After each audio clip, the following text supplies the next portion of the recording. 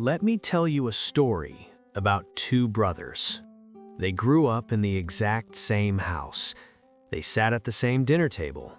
They were raised by the same parents, attended the exact same public schools, and were handed the exact same set of opportunities in life. They even chose similar career paths. Over their working lives, their W-2s looked almost identical. They earned the same money. Yet at the age of 65, their lives couldn't look more different. Brother A retired with $1.4 million in liquid investments. His mortgage paid off years ago. He has absolute, untouchable financial freedom. He spends his winters playing golf in Arizona. He pays for his grandchildren's college out of pocket. And when he takes his wife to dinner, he never, not once, looks at the right side of the menu to check the prices. Brother B retired with $180,000 in a 401k. He still has 12 years left on a mortgage he refinanced too many times. He lives with a knot of anxiety in his stomach that never goes away. Today, at 67, he works part-time at a local hardware store, scanning barcodes, because his Social Security check doesn't even cover his property taxes and his utility bills. He lies awake at 3 a.m. staring at the ceiling, calculating whether he can afford both his blood pressure medication and the upcoming roof repair. Identical genetics, identical upbringing, identical earning power. So what happened? I'll tell you what didn't happen. The divergence didn't happen in their 20s. When you're in your 20s, you're usually too broke and too inexperienced to make any meaningful financial progress anyway. It didn't happen in your 30s. In your 30s, you're scrambling. You're trying to build a career, maybe start a family, figure out how the world works. Both brothers handled their 30s basically the same way. And it certainly didn't happen in their 50s. By the time you hit your 50s, the concrete of your financial life is practically dried. The trajectory is locked. The divergence happened entirely in their 40s. One brother made a series of decisions during that specific decade that seemed entirely normal, even small at the time. The other brother made a different set of decisions that also seemed small. Neither of them realized that during those 10 years, they were writing the script for the rest of their lives. Listen to me very carefully.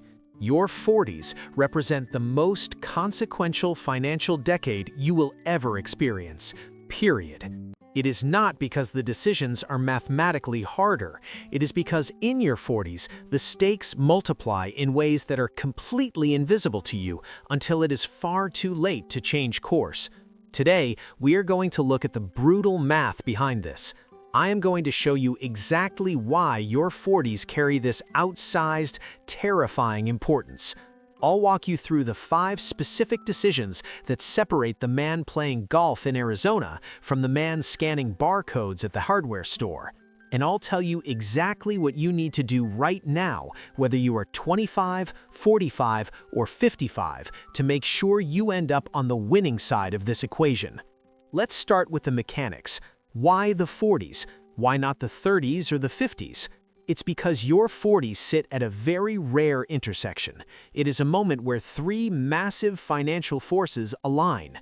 They don't align before, and they will never align again. Force number 1, peak earning power. For most professionals, your income hits its maximum velocity somewhere between the ages of 42 and 55. The promotions you grinded for in your 30s finally pay off. The percentage raises might slow down, but the absolute dollars hitting your bank account are higher than they have ever been. This means your 40s are the years where you possess the most raw material, the most cash flow available to build an empire. A 45-year-old making $150,000 has the raw capacity to save more capital in 3 years than they did in their entire decade of being in their 20s. Force number 2, the closing window of compounding time. At age 40, you still have roughly 25 years until traditional retirement. Do you know what 25 years means in the market? It means your money has enough time to roughly quadruple based on historical returns. Let me repeat that. $1 invested at 40 becomes $4 at 65. But watch how fast that window slams shut. At age 50, you only have 15 years left. That $1 only becomes $2.50. At 55, with 10 years left, it barely doubles. Your 40s represent the last possible decade where heavy, meaningful compounding can do the heavy lifting for you. The money you deploy at 42 works like a draft horse.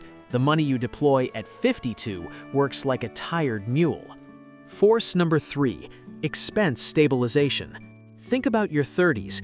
Every expense was growing at once. Buying the first house, furnishing it, having kids, paying for daycare, upgrading the starter car. It was chaos. By your 40s, the dust starts to settle. The major foundational purchases are done. The kids are in school, the wardrobe is bought. You know what this creates? It creates margin. You have the highest income of your life, you have the last great window of compounding time, and you finally have margin in your budget. This is the golden alignment.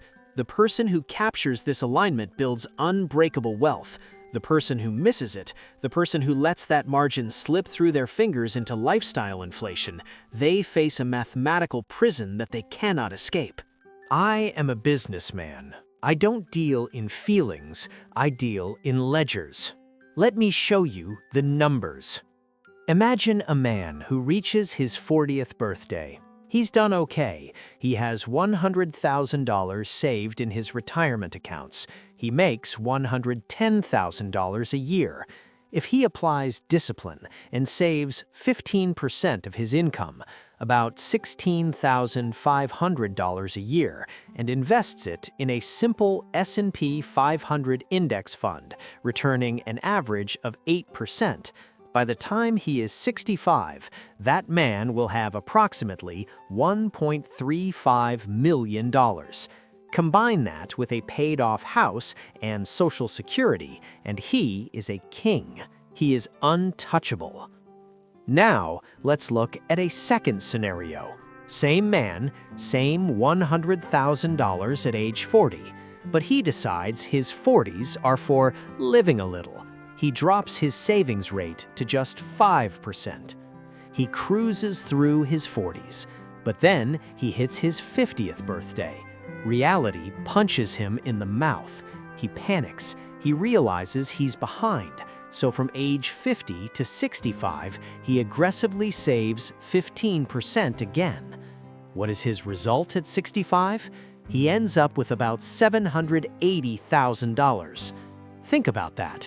He only reduced his savings for 10 years, but it cost him $570,000 in final wealth. Why? Because the money he didn't save in his 40s missed out on 25 years of compounding. You cannot mathematically recover lost time by simply saving later. Time is the one asset you cannot buy back. But it gets worse. Let's look at the third scenario, the most common one I see.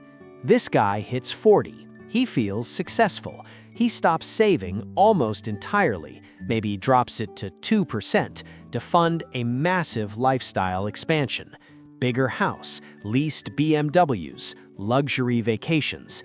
At 50, the panic is real. He slams the brakes. He starts saving a massive 20% of his income. It hurts. It's a painful decade of sacrifice. Result at 65? $590,000. His comfortable 40s literally cost him over $750,000. A decade of bad decisions created a gap that a decade of desperate correction could not close. So, where does the money go? How do smart, high-earning people blow this golden decade? They fall into 5 specific traps, 5 decisions that look like upgrades, but are actually financial anchors. Trap number 1, the housing upgrade. You hit 42, the kids are getting bigger, you get a promotion. Suddenly, your perfectly fine $350,000 house feels small. You look at your peers, and you feel the itch. So you upgrade to the $600,000 house in the nicer zip code. You run the math. It's only an extra $1,800 a month in mortgage, taxes, and upkeep. I can afford that. That right there is the most dangerous sentence in personal finance. I can afford the monthly payment.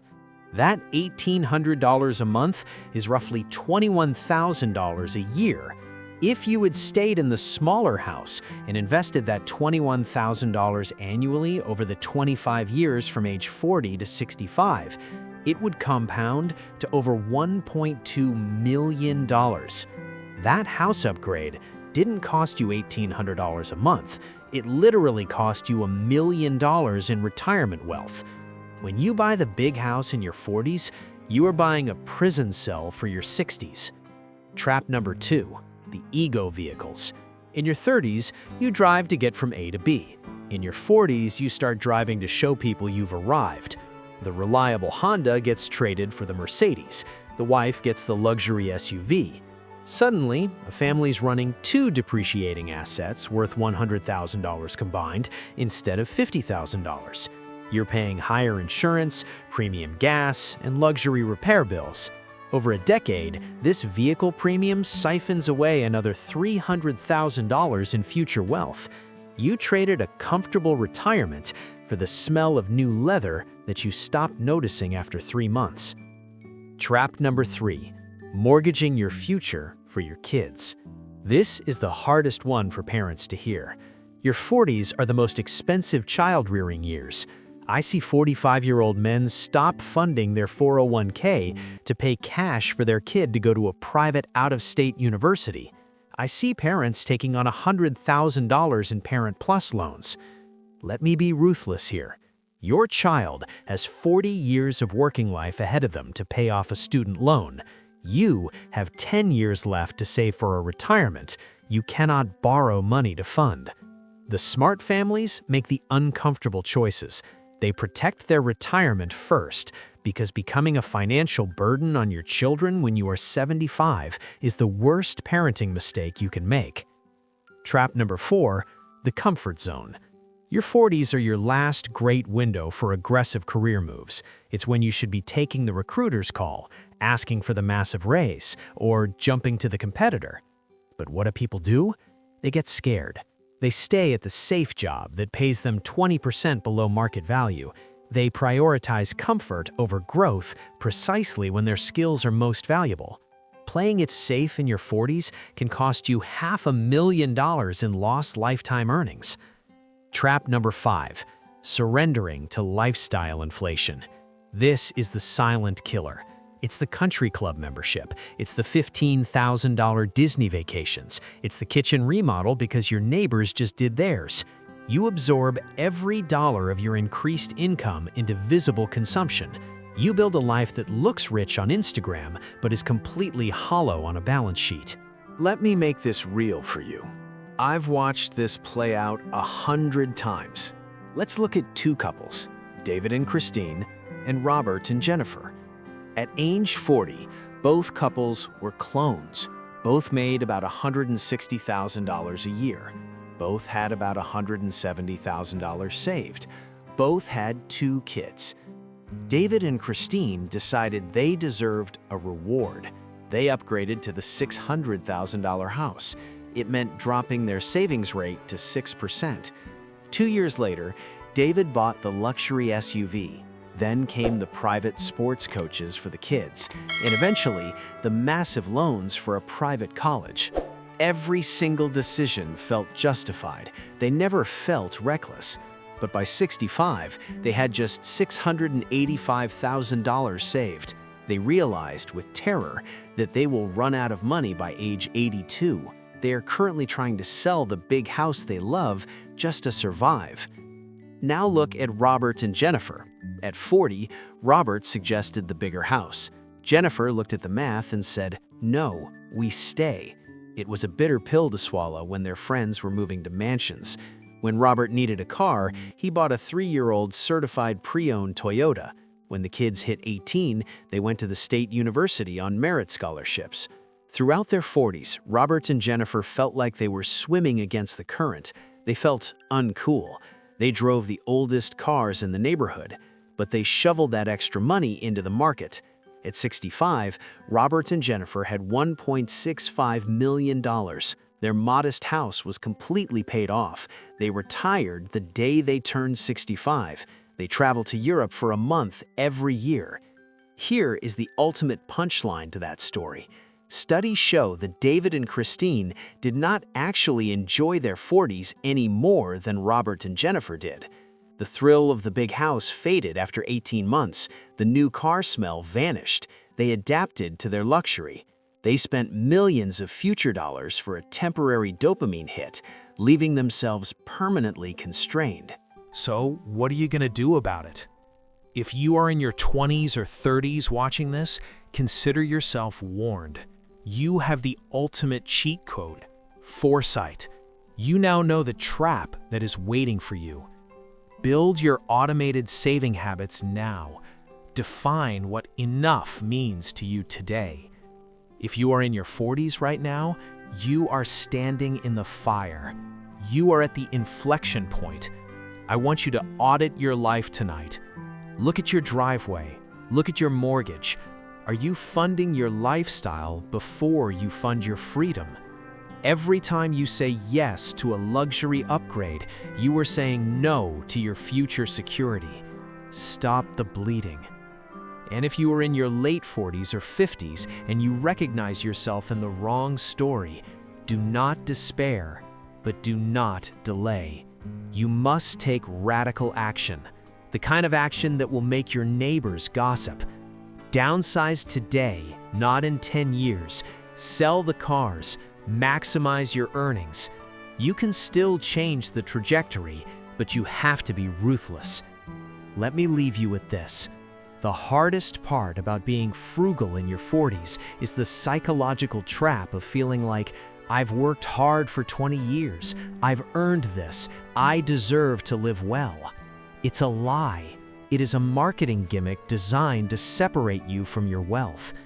The gratification you get from upgrading your lifestyle in your 40s lasts maybe 2 to 3 years, but the consequence of being broke lasts for the next 30 years of your life.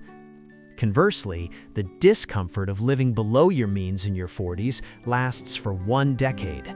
But the reward, the absolute bulletproof freedom of a fully funded retirement, lasts forever. Picture yourself at 70 years old. You are sitting in a chair, drinking your morning coffee. In one version of reality, you were peaceful. You were deciding which grandchild to visit and where to travel next. In the other version, your stomach is in knots. You were terrified of the mail arriving with a medical bill you cannot pay. Both of those 70-year-old men were created by the decisions you make between the ages of 40 and 50.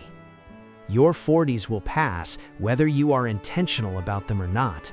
The only question is, which 70-year-old man are you building right now? The choice is yours. Make it a profitable one.